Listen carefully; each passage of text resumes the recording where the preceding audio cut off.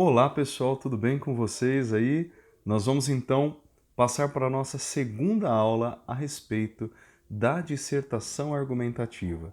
Nessa aula de hoje, eu vou apresentar para vocês uma redação que foi considerada uma redação nota 1000 do Enem e nós vamos então pegá-la como modelo para que nós possamos examiná-la e entendermos melhor como é que a estrutura de uma dissertação argumentativa aparece no texto, tá bom? Então essa vai ser a nossa aula de hoje. Nós já analisamos esta mesma redação durante as nossas aulas, mas nós vamos então gravar esta aula aqui para que você tenha este material e possa estudar para as provas e também para quando você for fazer a sua redação. Tudo bem?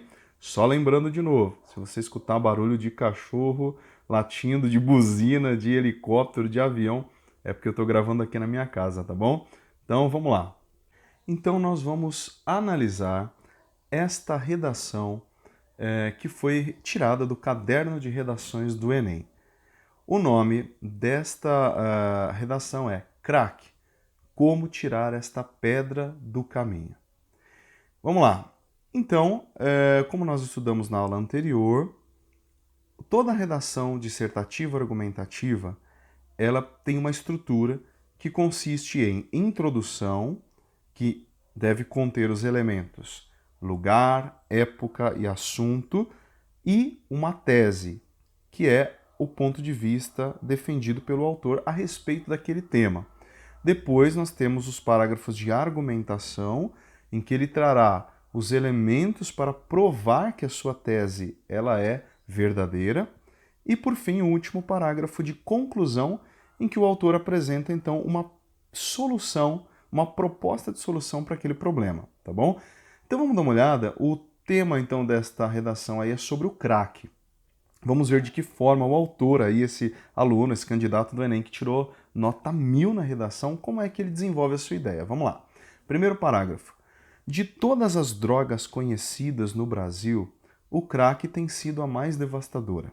Feita a partir da mistura de pasta de cocaína com bicarbonato de sódio, a pedra de crack tem se tornado um dos maiores problemas do nosso país, pois atesta a fragilidade das relações familiares e confirma a ineficiência das políticas públicas em relação ao uso de drogas.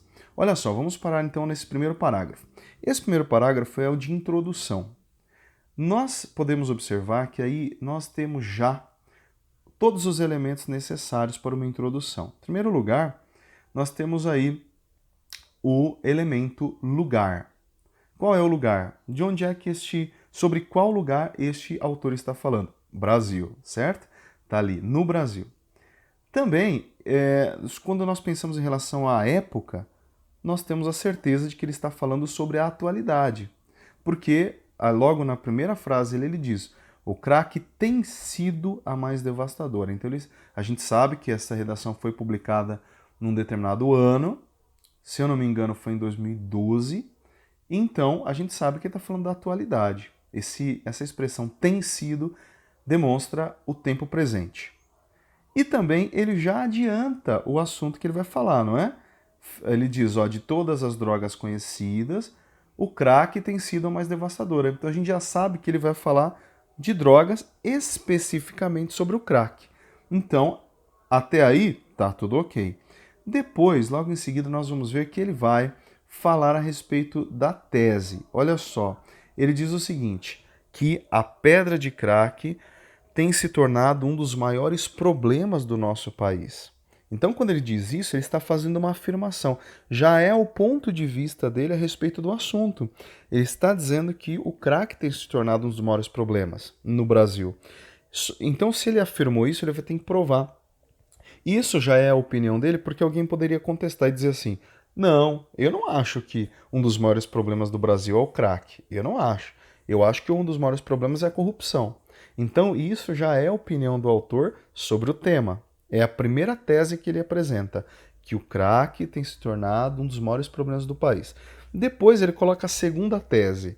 Ele diz que este problema do crescimento do número de usuários tem se dado porque as relações familiares estão fragilizadas. Olha o que ele diz, pois atesta a fragilidade das relações familiares. Então ele está colocando o ponto aí, digamos, a raiz do problema, como as famílias mal estruturadas, as famílias que estão fragilizadas. E também ele coloca a terceira tese, que é a respeito da ineficiência das políticas públicas em relação ao uso de drogas. Veja, ele está dizendo que também uma das raízes do problema é que o governo ele faz alguma coisa, mas que não resolve nada. Então é a terceira tese. Ele está afirmando que, embora o governo faça algo, isso não resolve o problema. Bom, colocadas as três teses, a primeira, que, tá aumentando, que o crack tem aumentado, tem se tornado um dos maiores problemas do país. Segunda tese, as famílias estão fragilizadas. Terceira tese, as políticas públicas são ineficientes. Agora o que ele tem que fazer no segundo parágrafo? Ele tem que argumentar, ou seja, ele tem que trazer elementos que comprovem que as teses que ele apresentou estão realmente corretas, que ele tem razão. E olha só, ele tem que apresentar nesse segundo parágrafo a defesa da primeira tese. Veja, ele não pode começar argumentando a respeito da segunda tese, nem da terceira. Ele tem que começar argumentando a respeito da primeira tese que ele colocou lá em cima. Senão o texto fica bagunçado. Então o texto tem uma ordem. Se essa foi a primeira tese que ele colocou, de que o crack está se tornando um dos maiores problemas do país, é a primeira tese que ele tem que defender. No outro parágrafo de argumentação, ele vai defender a segunda tese. E no outro parágrafo de argumentação, ele vai defender a terceira tese. Então, toda dissertação argumentativa tem que ter uma estrutura muito bem organizada. Vamos lá, vamos para o segundo parágrafo. Por conseguinte, não é de estranhar a presença de tantas pessoas, jovens e velhas, caminhando semivivas pelas ruas das grandes metrópoles ou pelas ruelas dos pequenos centros urbanos. O próprio ministro da Saúde já admitiu, em rede nacional, que o crack se tornou uma epidemia, um mal que exige ações imediatas e efetivas dos governantes e da própria população. Então, olha, ele já começa tentando provar para nós que o crack é um dos maiores problemas que a gente tem. Percebe? E que só está aumentando. Olha só, ele diz, em primeiro lugar, que é muito comum a gente encontrar pessoas andando semivivas pelas ruas. Por que ele usa essa estratégia? Para tentar dizer para nós, que somos os seus leitores, que nós, no nosso dia a dia, a gente se depara com essas pessoas. Pessoas que estão andando por aí drogadas, afundadas nas drogas. Então ele está trazendo uma realidade que é próxima do leitor para poder provar para esse leitor que ele não está mentindo. E dizer, ó, tá vendo? Não sou eu que estou falando. Você comprova com seus próprios olhos. Logo em seguida, ele utiliza uma ferramenta de argumentação que é conhecida como argumento de autoridade. O que ele faz? Ele cita o ministro da Saúde, que é a maior autoridade no assunto, sobre esse assunto de drogas no país. Então ele está dizendo, ó, não sou eu que estou falando. O próprio ministro da Saúde admitiu. E admitiu onde? Em rede nacional, ou seja, o ministro da Saúde admitiu para o país todo que o crack se tornou uma verdadeira epidemia. Ou seja, o que é uma epidemia? É uma doença que vai se espalhando rapidamente, não é? E vai aumentando dia a dia. Nós estamos vendo isso esses dias aí, com essa pandemia do coronavírus, né? Vai se espalhando rapidamente, você perde o controle da coisa.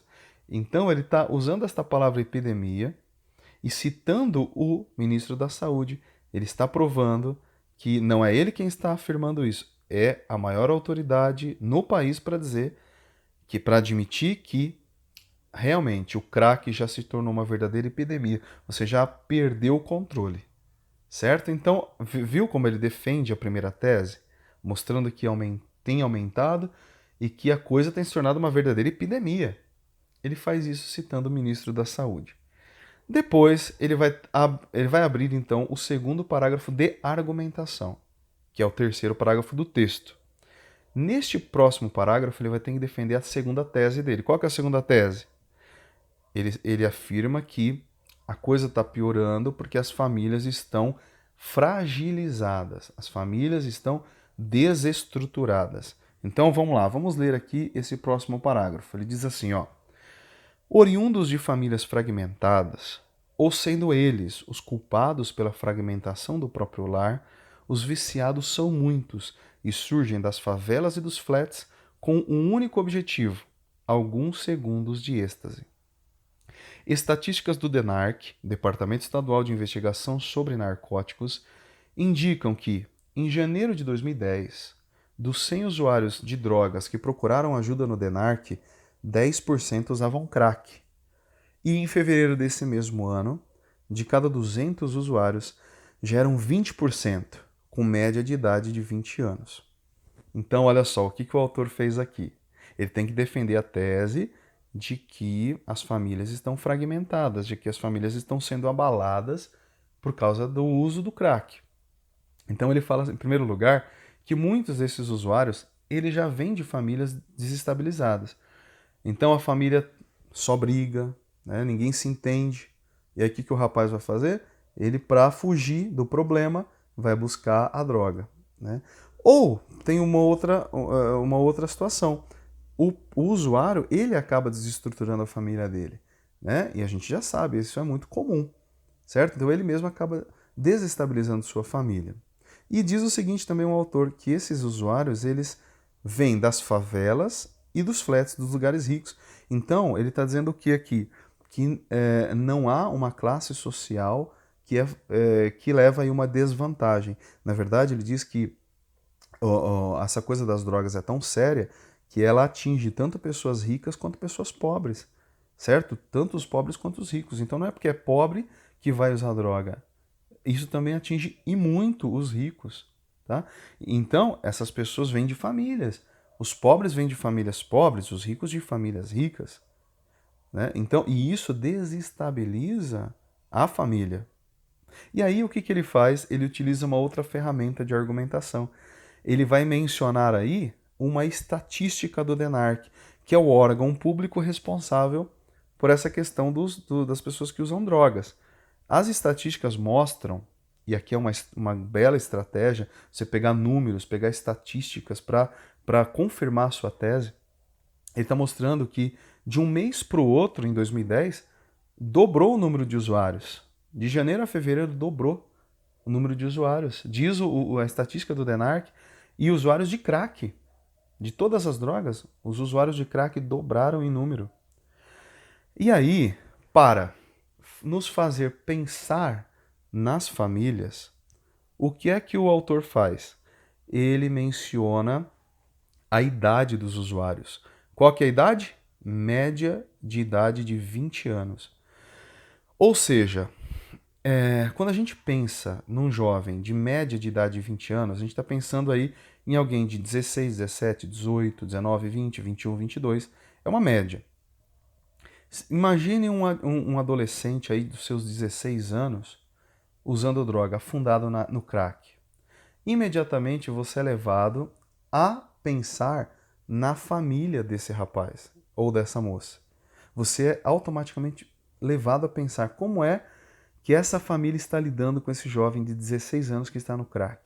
Então é uma estratégia que ele utiliza para nos mostrar que a juventude está desestabilizando a sua família, tornando as suas famílias fragilizadas por causa do uso do crack. Deu para entender como é que ele tece aí a sua estratégia de argumentação?